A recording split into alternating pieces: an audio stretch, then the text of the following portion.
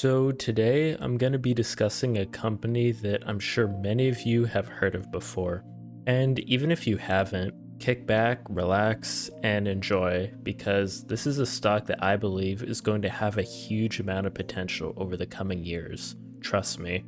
The company is Voyager Digital, which was founded back in 1993 in the United States, with their headquarters based in New York. Voyager trades under the ticker VYGVF in the OTC markets and VYGR in Canada.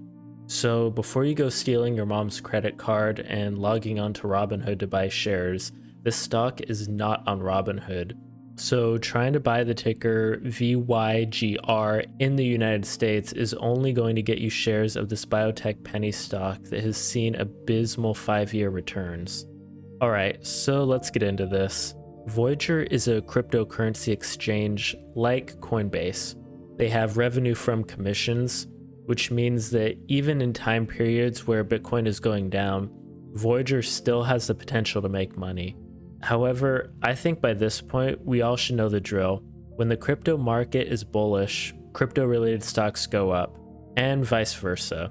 So of course, this could be a good or a bad thing depending on your sentiment with cryptocurrencies in general. But if you've watched the video up to this point, I'm gonna assume that you at least have a mild interest in crypto, or at the very least have some generally bullish views on the cryptocurrency space. So I think what you have here is a lot of people looking at Voyager Digital with, I guess what you could call cautious optimism, basically just tying Voyager's growth to an increase in the prices of cryptocurrencies, essentially making Voyager Digital a crypto momentum stock. Though I think there are a lot of people out there that might conflate the price of Bitcoin with the value of Voyager Digital. However, I think that's kind of an overly simplistic and misguided interpretation of Voyager's value in my opinion, and I'm going to discuss exactly why. So simply put, you can kind of think of Voyager as a new breed of FinTech company. This is a company that has already undergone insane amounts of growth in an industry with a total addressable market of over 120 trillion, according to Voyager's June 2021 investor presentation. And to be honest, I think anyone out there who might be bearish on Voyager is fundamentally missing the growth story for FinTech, crypto, and Voyager itself. And in my opinion, I don't think the market's really priced in the bullish case for Voyager. I believe that any short-term slowdown in crypto growth pales in comparison with the multi-decade trajectory that the industry, crypto, and Voyager are on right now. So let's take a look at the fundamentals. Before we get into the bullish case, I think it's important to understand the fundamentals of Voyager. So taking a look at the company's financials, Voyager has a strong balance sheet with over $72 million in cash and over $2.6 billion in assets and about $2.6 billion in liabilities, the majority of which are payables to the customers. And this is all as of March 2021. Voyager has approximately 270,000 funded accounts as of March 2021, according to their March business update, with the most recent April business update placing funded account numbers at 400,000, which represents a 48% increase in growth. And get this, each funded account produces approximately $100 a month in revenue for Voyager, according to their management guidance. So with this information, I think we can reasonably estimate April revenue would be at around 40 million, which would outpace the entirety of Voyager's third fiscal quarter. Okay, so let's talk about growth now. If one assumes that Voyager is fairly valued at its current fundamentals, the lower valuation becomes harder and harder to justify.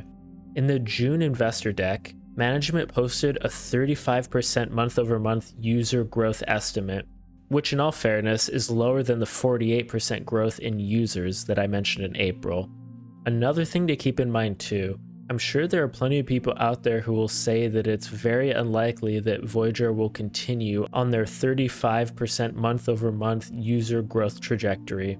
But even if this scenario is unlikely, The possibility that Voyager may have 4 to 5 million users by the end of the year is entirely unpriced in Voyager's current valuation. And you have to understand that it's these growth numbers that would result in the company's potential to have 4 to 5 billion in revenue and upwards of 2 billion in profit, which is honestly insane to think about. But moving along to my next point, let's also talk about high yield savings accounts for a second and how Voyager would tie into this. So high yield savings accounts today are practically a joke and only offer around 0.5 APY. So get this, if you're a customer with Voyager and have absolutely no crypto exposure, you can earn 9% on your cash, which is 15% better than the highest yield savings account in the United States today. Voyager's interest program actually makes money for the company. So by cutting the fat and the middleman that exists between your cash and your yield, Voyager has already started competing with high yield savings accounts and has created a profitable model that creates even more value for their customers. And it's these offerings that I think are only the tip of the iceberg when it comes to Voyager's expansion into other financial services. Because you have to realize, management has already discussed adding even more products and services into what all next generation fintech companies should be looking at. And that's the incorporation of stocks, credit and debit cards, margin, and advisory services all into their platform. Voyager potentially represents what a financial services company will look like in the future, I think. And this is why Voyager is such an exciting company to me. These growth catalysts also may give Voyager the opportunity to increase the value of each funded account beyond that $100 a month to further increase the revenue and profitability of the company. Okay, that's all fine and good. With that being said, let's also talk about the risks for this company. And in my opinion, these are the most pressing risks that Voyager could face. Technical infrastructure crumbling under customer demand, and the potential general loss of interest in crypto and digital assets, both of which to me don't seem entirely likely, but I figured it's probably worth mentioning them anyway. So don't get me wrong, as there's definitely been some instances where Voyager experienced some technical infrastructure performance issues. Voyager actually had several incidents where the platform had to be taken offline, including a cyber attack back in December of 2020. And in January of 2021, Voyager had an unexpectedly large influx of customers, causing a downtime and the implementation of a wait list, which basically bottlenecked the growth. Voyager's CEO has also stated that they are primarily focusing on scaling to 10 million users prior to international expansion. And as you can imagine, failure to scale technical infrastructure represents a large risk to Voyager's growth.